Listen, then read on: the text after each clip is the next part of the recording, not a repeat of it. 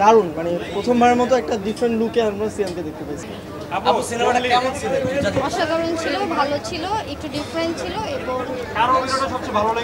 সব থেকে বেশি ভালো লেগেছিল সিয়ামের এবং বাচ্চা মেয়েটা খুব ভালো অভিনয় করেছে। আমি সাজেস্ট করবো সবাইকে দেখার জন্য, সুন্দর একটা মুভিটা দেখলে অনেক কিছু শিখতে পারবে, অনেক কিছু দেখার আছে।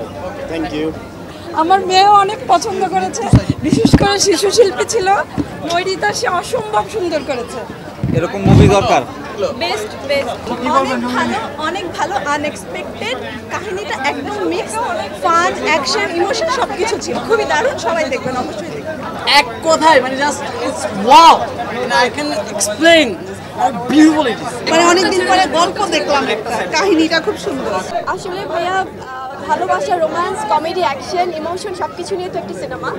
তবে পরিবার সহ সবাই এসে যে সবাই যেমন খুব ভালোবাসার সাগরে ভাসছে, আবার কিন্তু ঠিক অ্যাট দ্য সেম টাইম খুব ইমোশনাল হয়ে কান্নাও করছে।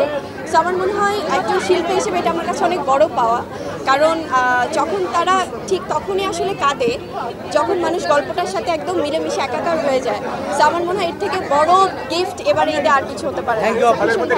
কারণ আমি জানি যে মিশু ভাইও ফ্যান্টাস্টিক পারফর্ম করেছে রাগিতে, এবং শিয়াব ভাইও অসাধারণ ডিরেকশন দিয়েছে। হৃদয় ভাই বরবাদের নতুন ডিরেক্টর হিসেবে এসেছেন এবং আমি চাই সে আরও অনেক কাজ করুক, তার ভালো কাজগুলো সবার মাঝখানে ছড়িয়ে যাক। So this is a beautiful moment for the whole industry, যেখানে একজন অডিয়েন্স একটা অপশনে সীমাবদ্ধ থাকবে না। তো আমরা আমাদের টিম হিসেবে অবশ্যই বাকি ছবিগুলো দেখব, বাকি ছবি যারা দেখেছেন তাদেরকে দাওয়াত দিব, আপনারাও দেখেন যে ডিফারেন্ট ফ্লেভারের গল্পগুলোকে কেমন লাগছে।